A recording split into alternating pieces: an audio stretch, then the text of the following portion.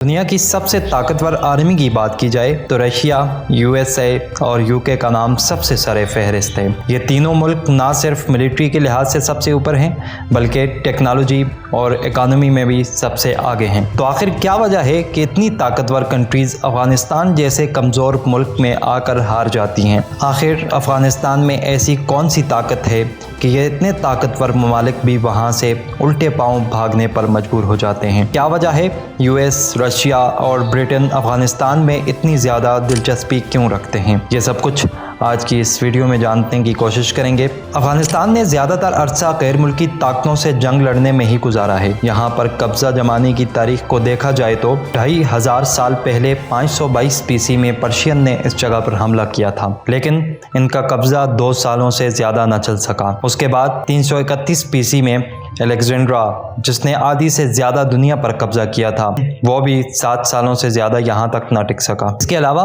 Mongol umpires, سکھ umpires اور Mughal umpires نے بھی مختلف وقتوں میں یہاں حملے کیے، لیکن صرف منگول یہاں 2 سالوں تک رہ سکے کہ مغل اور سکھ امپائر 1 سال کے اندر اندر یہاں سے نکل گئے۔ برٹش نے سب کانٹیننٹ پر قبضہ کرنا شروع کیا تو میانمار، بنگلہ دیش، انڈیا اور پاکستان تک سارے ایریا برٹش آرمی کے کنٹرول میں تھے۔ افغانستان میں انہوں نے 3 مرتبہ قبضہ کرنے کی کوشش کی، لیکن ایک بار بھی کامیاب نہ ہو سکے۔ 1979 میں سوویت یونین نے بھی قبضہ کرنے کی کوشش کی۔ 9 سالوں میں جنگ لڑنے کے بعد وہ بھی اپنے ٹروپس نکالنے پر مجبور ہو گئے۔ اس دوران سوویت یونین اور امریکہ کے درمیان کولڈ وار چل رہی تھی اور افغانستان سے ہارنے کے بعد پوری دنیا سے سوویت یونین کا نیگیٹو امپریشن سامنے آیا۔ 12 سالوں بعد امریکہ نے تمام نیٹو ممالک کے ساتھ مل کر افغانستان پر حملہ کر دیا۔ ایک طرف 13 طاقتور ممالک اور دوسری طرف افغانستان اس جنگ کو اکیلا ہی لڑ رہا تھا۔ 20 سالوں تک یہ جنگ چلتی رہی لیکن کامیابی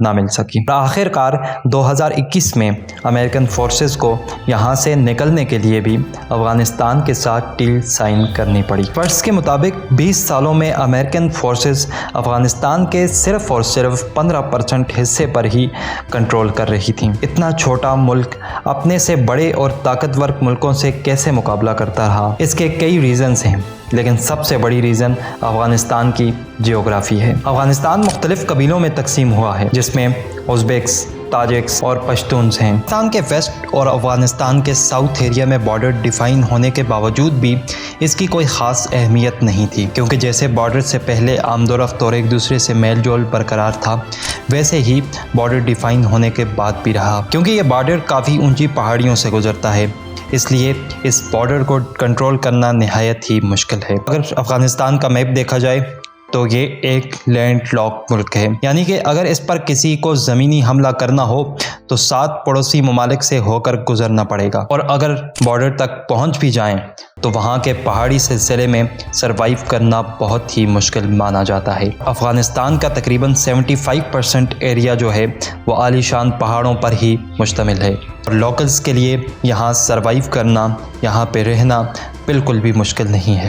سوویت یونین نے جب حملہ کیا تو یہاں کے لوکل مجاہدین نے ان پر آتے جاتے ان کے ٹینکس پر حملہ کرتے، واپسی غاروں میں جا کر چھپ جاتے تھے اور انہیں واپسی ڈھونڈنا انتہائی ناممکن ہی سمجھا جاتا تھا۔ یہاں پر مختلف ٹرائبس ہیں اور یہ اپنی سیکیورٹی بھی خود ہی کرتے ہیں، اور ان ٹرائبس پر ہولڈ کرنا افغانستان کی جو سینٹرل گورنمنٹ ہے اس سے بھی مشکل ہے، اور جب یہاں سینٹرل گورنمنٹ بھی ہولڈ نہیں رکھ سکتی تو یہ کیسے ممکن ہے کہ باہر سے کوئی بھی ملٹری آ کر کنٹرول رکھ سکے؟